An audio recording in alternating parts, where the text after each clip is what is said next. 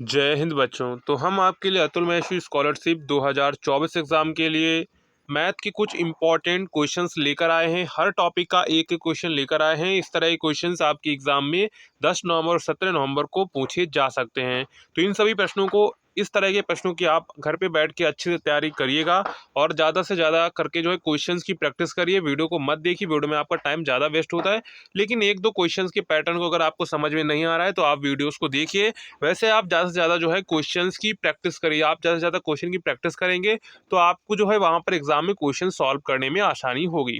तो हम लोग एक एक पैटर्न का एक एक क्वेश्चन लेकर आए हैं। ये सारे क्वेश्चंस आपके अतुल महेश्वरी स्कॉलरशिप 2024 एग्जाम के लिए इंपॉर्टेंट है। तो इन सभी प्रश्नों को एक बार जरूर एग्जाम से पहले देखकर जाइएगा।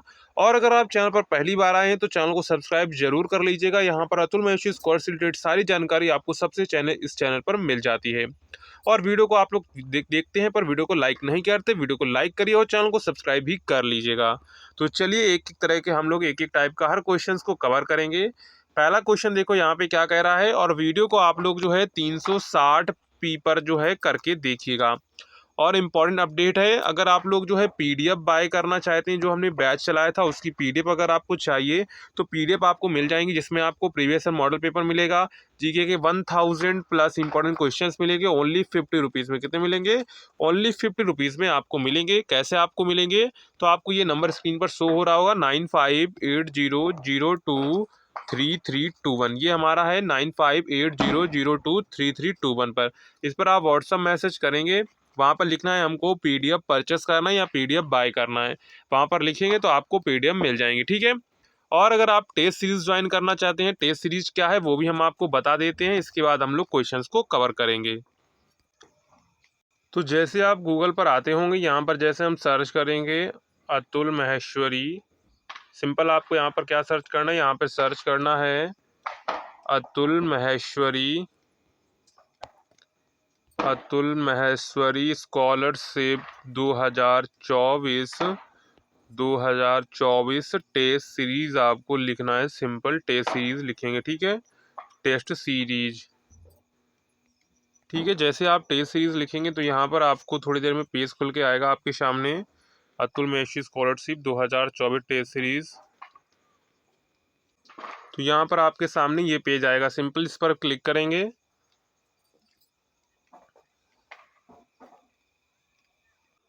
तो आपके सामने ये पेज खुल के आ जाएगा, ठीक है। यहाँ पर आपको देखिए टेस्ट सीरीज मिलेंगी, जीके के आपको यहाँ पर टेस्ट सीरीज मिलेगी, ठीक है।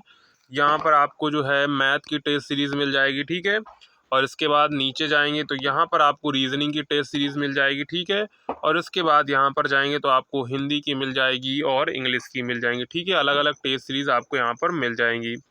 इन टेस्ट सीरीज को अगर आपको बाय करना है तो उस पर आपको जो नंबर दिया गया उस पर आपको नंबर पर मैसेज करना है, वहाँ पर लिखना है टेस्ट सीरीज बाय करना है। उसका भी प्राइस कितना है? उसका प्राइस भी 50 रुपीज़। अगर आपको दोनों बाय करना है तो आपको 100 रुपीज़ पे करने होंगे। अगर आपको पीडीएफ लेनी है तो ओनली आपको 50 रुपीज़ पे करने होंगे, ठीक है। ये थी जानकारी जो हमको आपको देनी थी। अब चलते हैं हम लोग सारे क्वेश्चन को एक एक करके सॉल्व करेंगे। कैसे आपको एग्जाम में सॉल्व करना है, पूरा वीडियो एंड तक आप लोग जरूर देखिएगा। तो चलते हैं, हमारा सबसे पहला क्वेश्चन है। क्या क्वेश्चन कह रहा है देखो, पौधों की क्यारी में एक पौधा दाईं ओर से गिनने पर 16वें स्थान से, यानी दाईं ओर से गिन रहे हैं तो किस पर आ रहा है? ये मान लीजिए पौधा है तो कितने नंबर पर आ रहा है? 16वें नंबर पर, मतलब कि 15 इधर होंगे, ठीक है। और बाईं तरफ से गिनने पर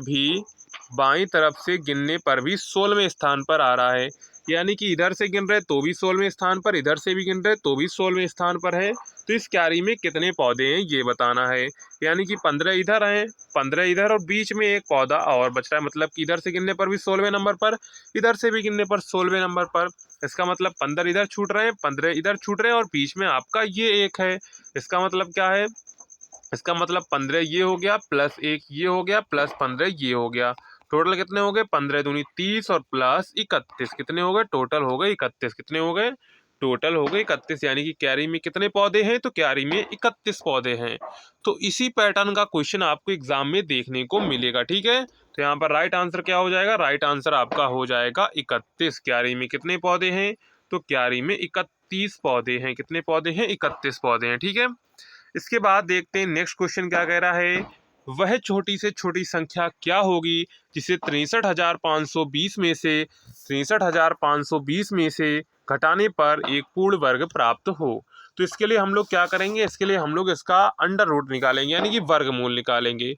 तो वर्गमूल निकालते कैसे हैं ये देख लीजिए। सबसे पहले संख्या लिखेंगे, जो भी संख्या है, जैसे 63,520 है, ठीक है। पीछे से जोड़े बनाएंगे, ठीक है। और इसके बाद इस तरह आपको लिखना है, ठीक है। तो दो दो के जोड़े बनाने, क्योंकि हमको स्क्वायर रूट पूर्ण वर्ग बनाना है। क्या पूर्ण वर्ग मतलब कि स्क्वायर रूट बनाना है। तो यहाँ पर दो दो जोड़े, बचा क्या, 6। 6 का ऐसा पाड़ा पढ़िए कि पूरा पढ़ने पर भी जिस 6 से ज़्यादा, मतलब कि 2 दूनी 4, क्या है, 2 दूनी 4, ठीक है। तो यहाँ पर हो गया 4, बचा कितना, 2, ठीक है। यहाँ से क्या करेंगे, +2 करेंगे। जो यहाँ पर लिखा होता है वहीं यहाँ पर जोड़ा जाता है। तो +2 जोड़ेंगे 4 बनेगा, इसका उतारा लेंगे तो बनेगा 35। क्या बनेगा, 35 बनेगा, ठीक है। इतना आपको समझ में आ गया। अब क्या करना है, अब यहाँ पर अगर आप लोग 1 लिखेंगे तो यहाँ पर भी 1 लिखेंगे, और 41 का गुणा 1 में किया जाएगा तो वो वाली संख्या यहाँ पे लिखी जाएगी। अब यहाँ पर कौन सी ऐसी संख्या लिखें जिससे गुणा करने पर 235 से ज़्यादा ना हो, ठीक है। तो इसके लिए हम लोग क्या करेंगे, इसको हटा देते हैं पूरा। तो यहाँ पर हम लोग क्या करेंगे, ऐसा रखते हैं, मान लीजिए यहाँ पर हम रखते हैं 5, क्या रखते हैं, 5 रखते हैं, यहाँ पर भी 5 रखा जाएगा। 45 का गुणा 5 में करेंगे तो बनेगा आपका 225। कितना बनेगा, 225 बनेगा। तो यहाँ पर लिख देंगे 225। अगर 6 करेंगे तो यहाँ पर 6, फिर वहाँ पर 6, तो चौक 24 ज़्यादा हो जाएगा, ठीक है। तो यहाँ से कितना बचा, तो यहाँ पर आपका बचा 10। कितना बचा, 10 बचा, ठीक है। अब क्या होगा, अब यहाँ पर जो 5 लिखा वही 5 यहाँ पे जुड़ जाएगा, ठीक है। 5 जुड़ जाएगा तो बन गया 45, और यहाँ पर बन गया 50, ठीक है। इतना आपको समझ में आ गया। यहाँ पर बचा 10। अब ये उतारा लेंगे, क्या करेंगे, ये उतारा लेंगे। तो यहाँ पर हो जाएगा आपका 20। क्या हो जाएगा, 20 हो जाएगा, यानी कि 1020 बन गया। और यहाँ पर आपका बन चुका है 50। क्या बन चुका है, 50 बन चुका है, ठीक है।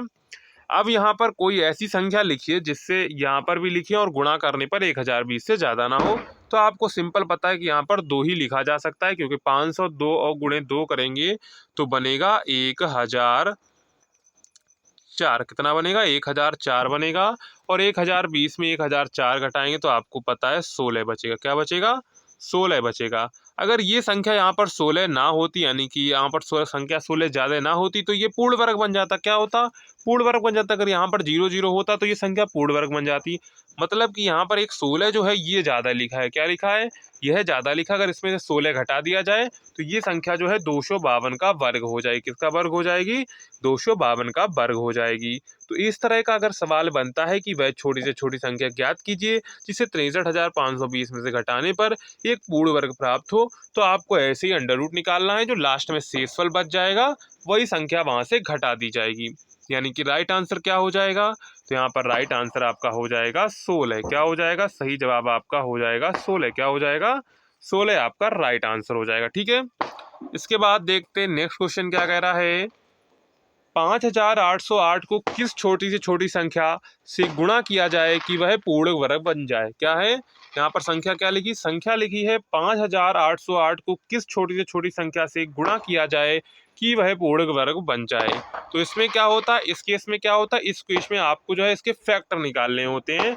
तो फैक्टर हम लोग निकालते हैं 5,808 के। तो यहाँ पर पटाखों की आवाज़ आ रही होगी, तो आप लोग थोड़ा मैनेज कर लीजिए, क्योंकि पास में पटाखे छूट रहे हैं। तो यहाँ से करते हैं 2 का टेबल। सबसे पहले 2 से करेंगे डिवाइड, 2 दूनी 4, आपका दूने में 18 हो जाएगा, क्योंकि 1 बचा, 18 हो गया, ठीक है। और यहाँ पर 0 का 0 रहेगा, और यहाँ पर हो जाएगा 2 चाकू 8, ठीक है। इसके बाद फिर 2 से करेंगे तो आएगा आपका 2 सत्ते 14, 1 बचा, 2 पंचे 10 हो जाएगा। और इसके बाद यहाँ से आपका जो हो जाएगा 2 एकम, यहाँ पर कितना था, 4 था, कितना था, 4 था। तो यहाँ पर हो जाएगा 2 दूनी 4, ठीक है, 1452 हो जाएगा। फिर 2 से करेंगे तो आपका आएगा 726, ठीक है, आधा कर दिया। फिर 2 से किया तो यहाँ पर क्या बन जाएगा, तो 726 का आधा करेंगे तो कितना बन जाएगा, बन जाएगा 363, ठीक है। 2 तियाँ 6, 2 छंग 12, और 3 दूनी 6, ठीक है। फिर क्या करेंगे, फिर हम लोग करेंगे इसको 3 से। तो 3 एकम 3, 3 दूनी 6, 3 एकम 3, ठीक है। फिर क्या होगा, फिर इसका देखो, फिर ये 11 से ही जाएगा, तो 11 एकम 11 का पाड़ा पड़ेंगे 11 बार, तो 121 आता है। फिर 11 से कर देंगे तो इसका फैक्टर क्या बना, 2 into 2 into 2 into 2 into 3 into 11 into 11। तो इसके हम लोग फैक्टर लिख लेंगे। फैक्टर क्या बना, 2 × 2 × 2 × 2 × 11 बना। ठीक है, देखो पूर्ण वर्ग बनने के लिए क्या होना चाहिए, यानी कि जोड़े होने चाहिए। तो इसका भी जोड़ा है, इसका भी जोड़ा है, 11 के भी जोड़ा है, लेकिन 3 का जोड़ा नहीं है। क्या है? 3 का जोड़ा नहीं है। इसका मतलब अगर इसमें 3 का गुणा कर दिया जाए तो ये संख्या क्या बन जाएगी? ये संख्या पूर्ण वर्ग बन जाएगी। क्या होगी? इस संख्या में अगर 3 का गुणा कर दिया जाए तो ये संख्या पूर्ण वर्ग बन जाएगी। तो यानी कि किस छोटी छोटी संख्या से गुणा किया जाए तो वो संख्या क्या होगी? तो वो संख्या होगी 3। क्या होगी? 3। ऑप्शन नंबर आपका यहाँ पर 3 वाला करेक्ट हो जाएगा। ठीक है, इस तरह का सवाल बनेगा जरूर आपके एग्जाम में, तो आप इस तरह के क्वेश्चन को जरूर अच्छे से कर लीजिएगा। ठीक है, इसके बाद आगे बढ़ते हैं। आगे क्वेश्चन क्या कह रहा है, देखो 8 संख्याओं का औसत क्या है? 8 संख्याओं का औसत 14 है, इनमें से 6 संख्याओं का औसत 16 है, तो शेष संख्याओं का औसत क्या होगा ये बताना है। ठीक है, अब देखो औसत का मतलब क्या होता है ये सबसे पहले समझ। औसत का मतलब होता है, मान लीजिए किसी कक्षा में 10 बच्चे थे और ये कह दिया गया उनका वजन का औसत है 15 किलोग्राम। इसका मतलब है अब सबका वजन 15 किलोग्राम हो गया। अब ये नहीं रहा किसी का 15 था, किसी का 20 था, किसी का 25 था। अब सबका क्या हो गया? सबका जो वजन हो गया वो 15 ग्राम हो गया, सॉरी 15 किलोग्राम हो गया। ठीक है, तो औसत का मतलब समझिए कि अब सब समान हो गया। जैसे 8 संख्याओं का औसत दिया गया 14 है, इनमें से 6 संख्याओं का औसत 16 है। इसका मतलब 6 संख्या क्या होगी? 16 16 की होंगी। ठीक है, 16 × 6 कर दिया प्लस, ठीक है, 2 संख्याएं और बची, शेष संख्याओं का औसत पूछा, मतलब 2 संख्याएं थी उनका औसत मान लेते हैं हम यक्स, क्योंकि टोटल संख्याएं कितनी? टोटल संख्याएं थी 8, जिसमें 6 संख्याओं का औसत हमको 16 दे दिया, मतलब कि बची 2 संख्याएं, 2 संख्याओं का हमने मान लिया औसत यक्स, तो 2 × x हो गया। ठीक है, टोटल संख्या कितनी? 8, और इनका औसत कितना था? इनका औसत था 14। कितना था? 14 था।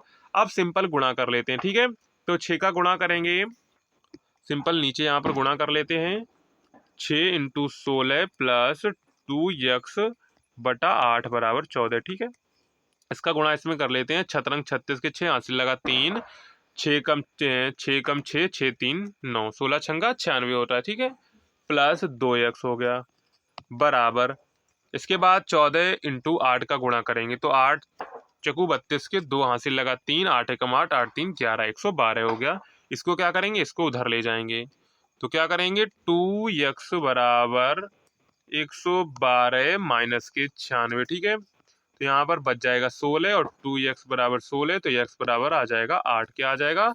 x बराबर आ जाएगा यहाँ पर 8। यानी कि तो शेष संख्याओं का औसत क्या होगा? शेष संख्याओं का हमने औसत माना था x, और x की वैल्यू आई 8, यानी कि शेष संख्याओं का औसत क्या होगा?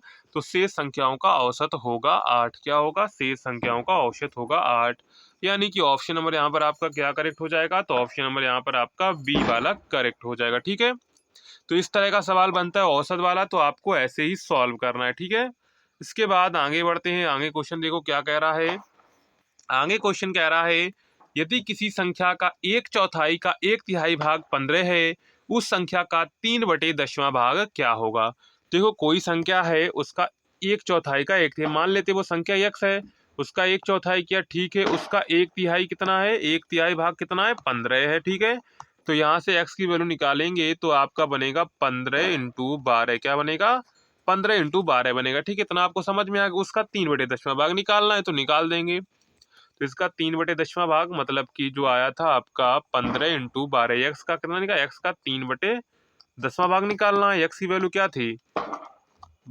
15 × 12 × 3/10। ठीक है, ये आपका हो गया। ठीक है, इतना आपको समझ में आ गया। वही करेंगे सिंपल, देखो 15 × 12 × 3/10वां भाग निकाल लेंगे। देखो वहां पर हम लोग निकाल रहे हैं 3/10वां भाग ही निकाल रहे हैं। ठीक है, तो यहाँ से देखो x की वैल्यू जो आई थी 15 × 12, उसका 3/10वां भाग निकालना है हमको। ठीक है, तो यहाँ से क्या करेंगे? 5 से इसको काट देते, 5 3 15, 5 दूनी 10। ठीक है, इसको काट देते हैं, 2 छंग 12, तो यहाँ से देखो कितना बना? 3 त्रिका 9, और यहाँ पर 6 9 छक्क 54। क्या आंसर आएगा? आंसर आएगा 54। क्या आएगा? आंसर हो जाएगा 54। इसका राइट आंसर क्या होगा? तो इसका राइट आंसर होगा 54। क्या होगा? 54 होगा। ठीक है, इस तरह का सवाल बनता है, तो सिंपली आपको गुणा करते रहना, बराबर करके 15 लिख देना है। ठीक है, इसके बाद देखते हैं नेक्स्ट क्वेश्चन क्या कह रहा है। देखो, रुपए 1000 की धनराशि पर 5% वार्षिक दर से 2 वर्ष की चक्रवृद्धि तथा साधारण ब्याज का अंतर कितना होगा?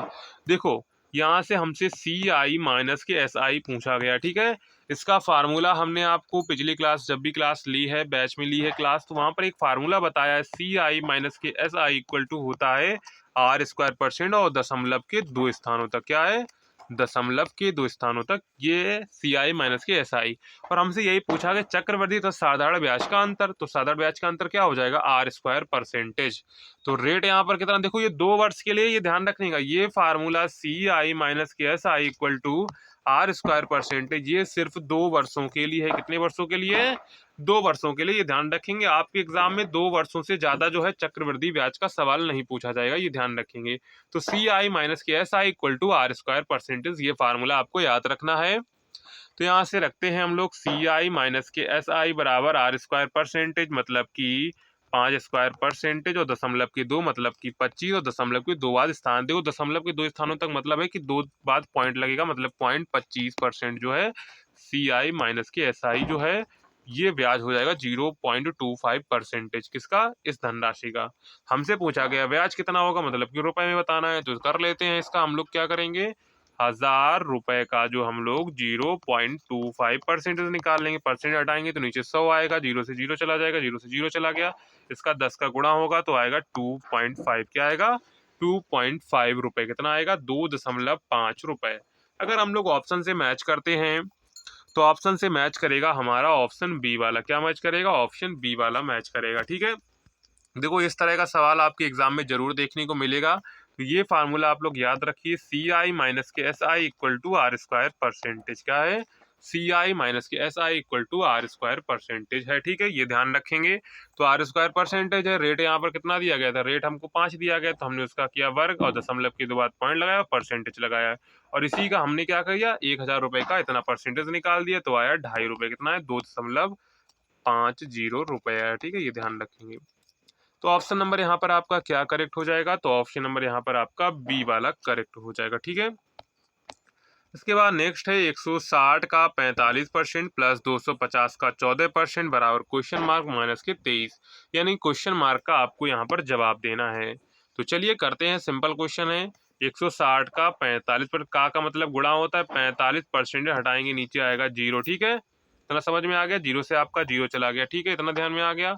5 से काट लेते हैं, पनम 45, 5 दूनी 10, ठीक है, 2 से इसको काट लेते हैं, 2 8 16, और यहाँ पर गुणा करेंगे 8 नेम 72, यानी कि 160 का 45% आ चुका है आपका 72, इतना आपको समझ में आ गया। प्लस अब 250 का 14% निकाले, 250 इंटू 14% करेंगे तो परसेंट हटाएंगे तो नीचे आएगा 100, ठीक है, 0 से 0 आपका चला गया, ठीक है, इसको काट लेते हैं 5 से, 55 25, 5 दूनी 10, इसको काट लेते हैं इससे 7 से, बस तो आएगा 7 बना 35, तो प्लस 35 हो जाएगा equal to question mark minus के 23, ठीक है, इतना आपको समझ में आ गया।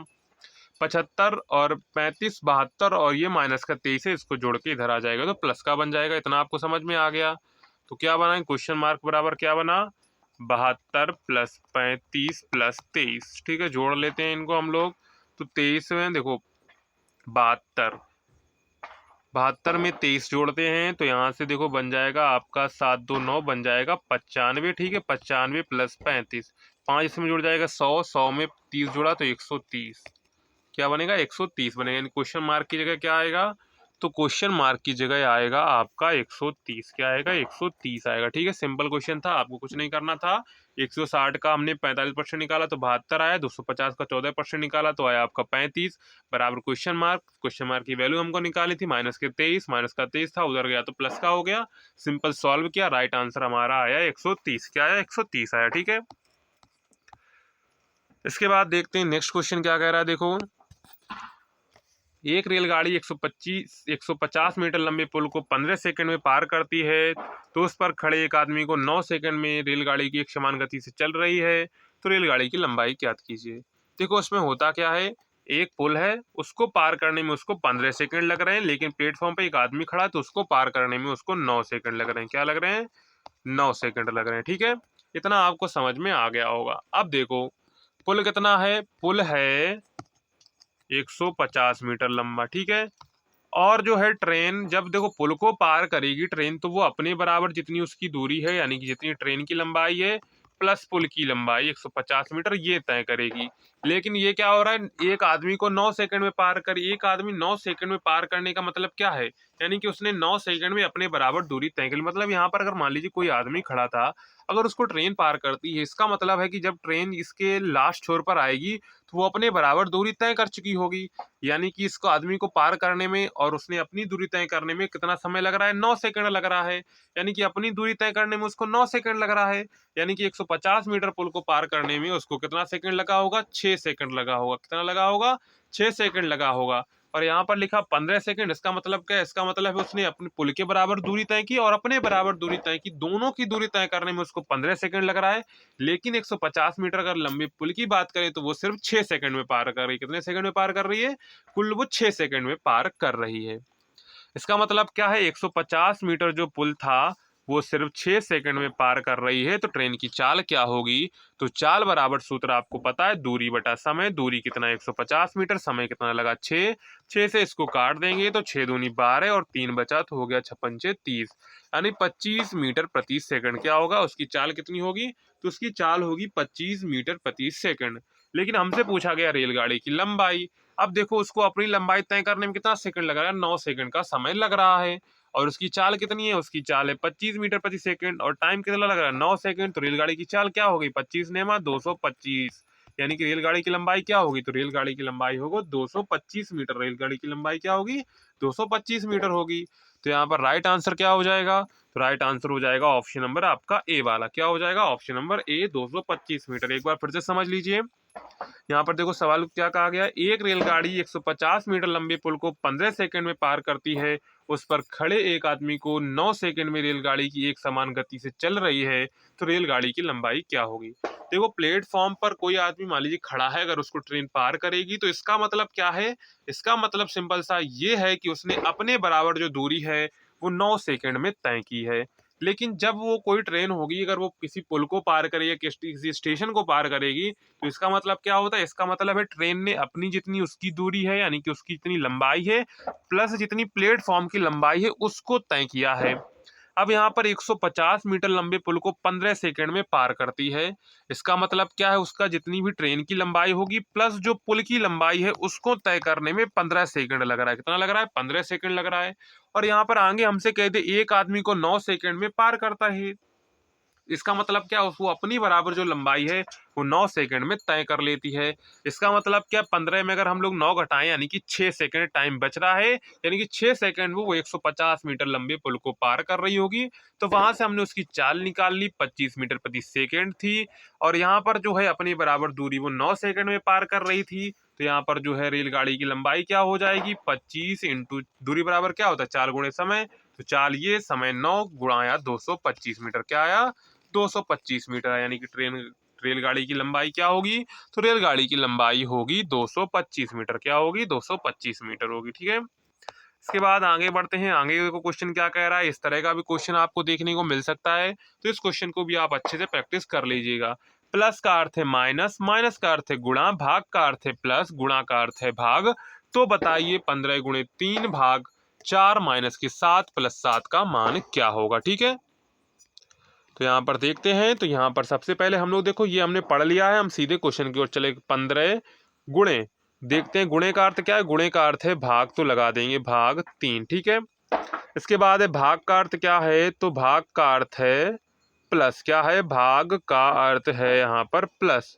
तो कर देते हैं यहाँ पर हम लोग जो है +4। ठीक है, और इसके बाद है माइनस, क्या है, माइनस। तो माइनस का अर्थ क्या है, गुणे हैं तो गुणे कर देते हैं 6। और प्लस का अर्थ क्या है, तो प्लस का अर्थ यहाँ पे आपको प्लस का अर्थ है माइनस, क्या है, प्लस का अर्थ है माइनस कर देंगे 7। तो 15 में डिवाइड करेंगे 3 का तो आएगा 5, क्या आएगा, 5 आएगा। ठीक है, प्लस, और इसका करेंगे 6 चौक 24, क्या बनेगा, 6 चौक 24 बनेगा माइनस के 7। तो 25 24 और 5 बनेगा 29, माइनस के 7 घटाएंगे तो 22, क्या आएगा, 22। तो यहाँ पर राइट आंसर क्या हो जाएगा, तो राइट आंसर यहाँ पर हो जाएगा आपका 22। क्या हो जाएगा, 22। ऑप्शन नंबर आपका जो है यहाँ पर सी वाला करेक्ट हो जाएगा। देखो ये सिंपल क्वेश्चन है, जैसा आपको बताया गया है वैसा यहाँ पे आपको चेंज करके रखना है, हमारा आंसर आ जाएगा 22। क्या आ जाएगा, 22 आ जाएगा। ठीक है, सारे क्वेश्चन की आप घर पर अच्छे से प्रैक्टिस करिएगा। ठीक है, इसके बाद देखो नेक्स्ट क्वेश्चन क्या कह रहा है, x प्लस वाई बराबर 3 हो तो x cube plus y cube minus के 9xy प्लस 9 का मान ज्ञात कीजिए। अब देखो सिंपल है, यहाँ पर क्यूब चढ़ा है, इसका मतलब कि क्यूब वाला जो है हमको समीकरण बनाना पड़ेगा। सिंपल है, इसमें कोई भी ट्रिक लगाने की जरूरत नहीं है, सिंपल वही तरीका लगने वाला है। तो चलिए इसको हम लोग सॉल्व करते हैं। ठीक है, तो यहाँ पर x प्लस वाई इसको कर देते हैं माइनस के 3 उधर जाएगा। ठीक है, दोनों तरफ कर देते हैं क्यूब, यहाँ पर भी क्यूब। ठीक है, तो यहाँ से क्यूब करेंगे तो एक्स क्यूब, ठीक है, plus y cube plus 3xy और x प्लस वाई, ठीक है, बराबर माइनस के 27। ठीक है, x cube plus y cube plus 3xy, x plus y की जगह क्या रखेंगे, माइनस के 3 रखेंगे, तो माइनस के 3 रख दिया और यहाँ पर जो है प्लस का 3, तो ये बन जाएगा माइनस के 9xy। ठीक है, देखो हमारा इतना तो बन चुका है, x cube plus y cube minus के 9xy। ठीक है, अब यहाँ पर देखते हैं, बराबर इधर माइनस का 27 आपका बन गया। ठीक है, अब हमको क्या करना है, प्लस का 9 रखना है। क्या करना है, प्लस का 9 इधर रखना है। क्या करना है, प्लस का 9 इधर रखना है, यानी कि क्या होगा, यहाँ पर क्या होगा, यहाँ पर दोनों तरफ क्या करेंगे, दोनों तरफ जोड़ेंगे। क्या करेंगे, दोनों तरफ 9 जोड़ेंगे, क्योंकि यहाँ पर प्लस 9 है तो यहाँ पर भी प्लस 9 बनाना है, यानी कि यहाँ पर प्लस 9 बनाना है। ठीक है, तो इतना हमारा बन चुका था, x cube plus y cube minus के 9xy बन चुका था, बराबर यहाँ पर आ चुका था माइनस के 27। इधर प्लस 9 है तो इधर भी प्लस 9 करेंगे, उधर भी प्लस 9 करेंगे, तो माइनस के 27 प्लस 9 कर देते हैं। तो यहाँ पर प्लस 9 माइनस 27 प्लस 9 जाएगा तो बचेगा माइनस का 18। आंसर क्या बचेगा, आंसर बचेगा माइनस का 18, यानी कि हमारा राइट आंसर क्या हो जाएगा, तो यहाँ पर राइट आंसर हो जाएगा ऑप्शन नंबर हमारा डी वाला। क्या करेक्ट हो जाएगा, ऑप्शन नंबर हमारा डी वाला यहाँ पे करेक्ट हो जाएगा। ठीक है, ये वाला फार्मूला आपको याद होना चाहिए, ए प्लस बी का होल क्यूब का फार्मूला आप याद कर लीजिए, A cube plus B cube plus 3ab कोष्टक में a प्लस बी, ये फार्मूला आप लोग याद रखिए। ठीक है, ये फार्मूला जो है इसमें यूज हुआ है। ठीक है, इसके बाद देखते हैं नेक्स्ट क्या कह रहा है। नेक्स्ट क्या कह रहा है, देखो, जब किसी संख्या को 56 से भाग देते हैं तो 29 प्राप्त होता है। यदि इस संख्या को 8 से भाग दें तो शेष क्या बचेगा। देखो, जब कोई संख्या को 56 से भाग देते तो 29 प्राप्त होता है, लेकिन इस संख्या को अगर हम लोग 8 से भाग दें तो क्या होगा। देखो, 56 से अगर हम लोग 8 का भाग देते हैं तो 8 पना 35, 8 छंग 42, 8 पना 35, 8 छंग 48, 8 सते 56, यानी कि 7 बार जा रहा है। मतलब कि 56 जो है वो 8 का क्या है, 8 का विभाजक है, यानी कि 8 से डिवाइड हो जा रहा है 56। इसका मतलब है 29 को अगर हम लोग अब क्या करेंगे, 29 को हम लोग 8 से डिवाइड करेंगे। ऐसा सवाल आएगा तो ये शेषफल होगा, इससे जरूर डिवाइड होगा। 8 का 8, 8 दूनी 16, 8 तियां 24, बच रहा कितना, 5, यानी कि 8 से भाग देंगे तो हमेशा 5 शेषफल बचेगा। क्योंकि देखो 56 बड़ी संख्या है लेकिन 8 छोटी संख्या है, तो 8 तो 29 को काट ही सकती, लेकिन 56 तो उसको काट नहीं सकती, इसलिए 29 शेषफल बच रहा था। और 8 से अगर हम लोग 29 को डिवाइड करेंगे तो 8 का 8, 16, 8 तियां 24, मतलब कि 5 शेषफल बचेगा। क्या होगा, 5 शेषफल बचेगा। इस तरह का सवाल बनता है तो हमेशा ऐसे ही सवाल बनेगा। ये वाली जो संख्या है इसकी हमेशा डिविजिबल होगी। क्या होगी, हमेशा डिविजिबल होगी। और लास्ट क्वेश्चन था, सिंपल क्वेश्चन था, ये क्वेश्चन भी आप लोग नहीं कर पा रहे थे। तो 30 किलोग्राम 120 किलोग्राम का कितना प्रतिशत है। सीधे लिखेंगे ऊपर 30 किलोग्राम, किससे तुलना की जा रही है, 120 का परसेंट निकाला, बटा करेंगे 100, जीरो से जीरो चला गया, जीरो से जीरो चला गया। अब इसके बाद क्या करेंगे, उसको भी काट देते हैं, काट देते हैं, तिचौक 12 हो जाएगा। ठीक है, यहाँ से काटते हैं 10। ठीक है, इसके बाद देखो यहाँ पे करते हैं इसको 5। ठीक है, और इसको 2 बार जाएगा, 2 पंचे 10, 5 इंटू 5 मतलब कि 25%। क्या बनेगा, 25% बनेगा। तो यहाँ पर राइट आंसर क्या हो जाएगा, राइट आंसर हो जाएगा 25%, यानी कि 30 किलोग्राम 120 किलोग्राम कितना है, 25% है। तो यही हमारा लास्ट क्वेश्चन था। तो इस तरह के क्वेश्चन आपके मैथ में आपको देखने को मिलेंगे, तो आप इन सभी क्वेश्चंस की एग्जाम से पहले एक बार जरूर प्रैक्टिस करके जाइएगा। और अगर आप चैनल पर पहली बार आए हैं तो चैनल को सब्सक्राइब, वीडियो को लाइक और अपने दोस्तों को शेयर करना ना भूलिएगा। मिलते हैं नेक्स्ट वीडियो में, तब तक के लिए जय हिंद बच्चों।